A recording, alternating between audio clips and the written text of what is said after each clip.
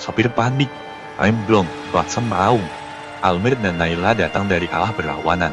Almir refleks menarik rem, tapi truk terlalu dekat. Berak! Truk! Berak! Motor terpental ke arah trotoar. Naila terguling, terduduk menangis histeris. Suara klakson masih menggema. Armen tergeletak, berlumuran darah. Nafasnya pelan, mata setengah terbuka.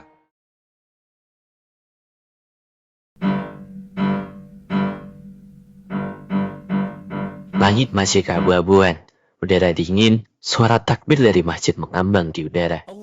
Fajar keluar dari rumah pakai baju koko putih dan sarung. Ia membawa sajadah, lalu menatap ke arah kamar Almir yang tertutup, sunyi. Fajar menghela nafas, memutar kunci motor tua yang biasa dipakai Almir. Suaranya serak, batuk-batuk tapi masih bisa jalan. Ya udah, Mir, tahun ini gue duluan yang sholat. Ia naik motor, pelan-pelan menuju ke warga. Fajar parkir motor, ia jalan sendiri ke masjid yang sudah ramai. Jamaah datang bersama keluarga, tapi Fajar sholat di saf yang paling belakang, sendirian.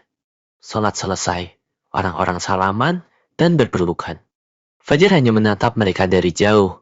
Ia senyum, tapi matanya sembab. Motor Fajar berhenti di depan rumah Fitri. Ia membawa rantang kecil isi ketupat dan opor. Ketuk pintu dengan pelan. Fitri membukanya dengan mata yang sembab, tapi dengan senyum yang hangat. Maaf datangnya dadakan ya, Fit. Gue cuma pengen nganterin ini. Iya, nggak apa-apa Mas Fajar. Gue tahu, lo juga belum bisa makan. Tapi gue juga belum bisa diam aja. Mas Fajar, kita ngomongnya di dalam aja gimana? Nanti Fitri buatin teh atau kopi. Gak usah, Fit. Dan gue cuma mau nganterin makan aja. Mas Almir pernah bilang, kalau dia tiba-tiba hilang, jangan dicari. Tapi percaya, dia masih jagain kita dari jauh kok. Fajar menahan tangis.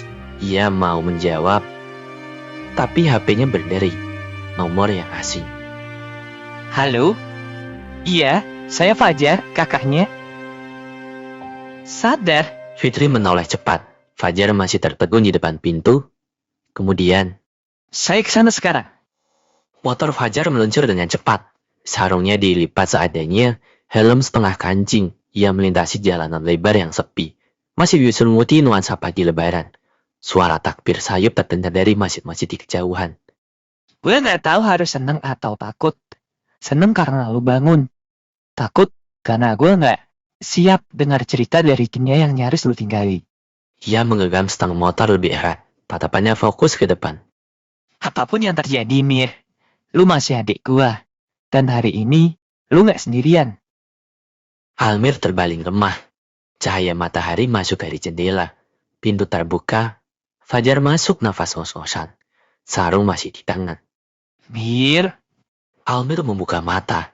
Pandangannya buram. Tapi senyumnya muncul perlahan. Lu dateng bang. lu pikir gue bakal biarin lu pergi lagi? Mereka tertawa kecil. Fajar duduk di sisi tempat tidur. Gue tidak nyangka yang terburuk, Mir. Gue juga bang. Udah sempat cerah. Tapi gue ketemu dia lagi. Dia siapa, Mir? Malaikat maut. Putih, sepi, hening. Almir berdiri sendiri, pakai jaket ojol yang lusuh. Nafasnya berat, tapi matanya tenang. Dari kabut putih, muncul sosok malaikat maut. Kali ini tidak menakutkan, hanya sosok tenang dengan senyum yang sama. Selamat datang kembali, Almir. Jadi gue gagal. Tidak, kamu berhasil. Bukan karena menyelamatkan 5 orang, tapi kamu berhenti lari. Lari? Lari dari apa? Kenyataan. Dari kehilangan, dari luka, dari rasa bersalah.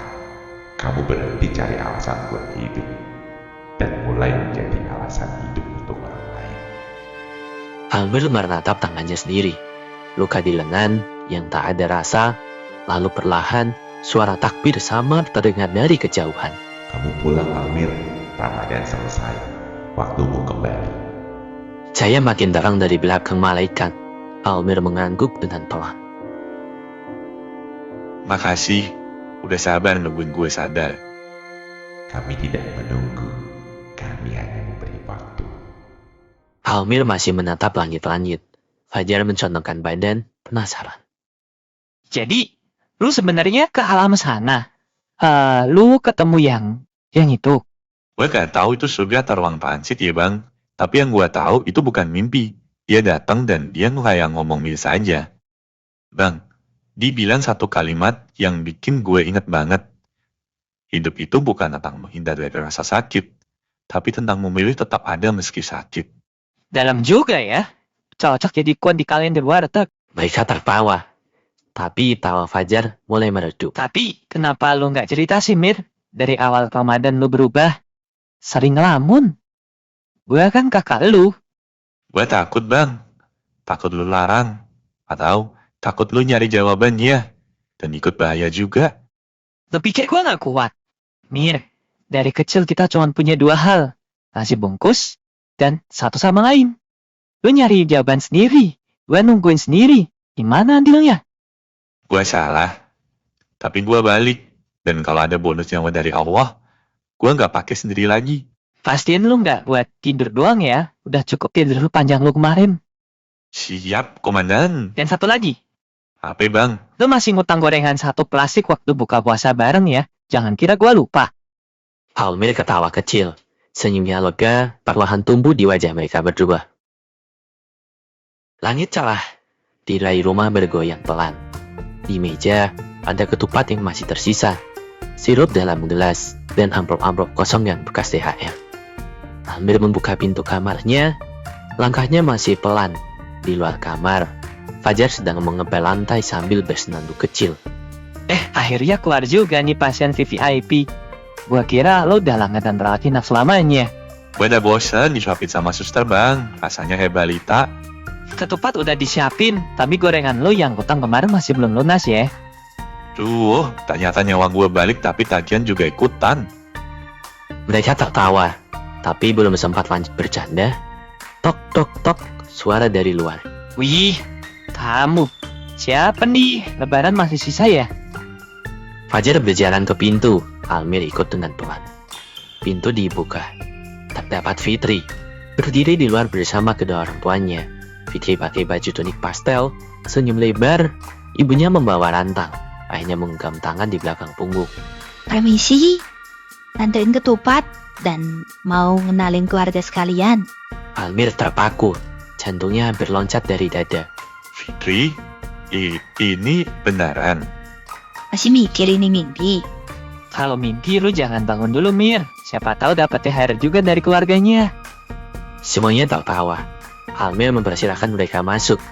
Fajar buru-buru nyari kursi tambahan.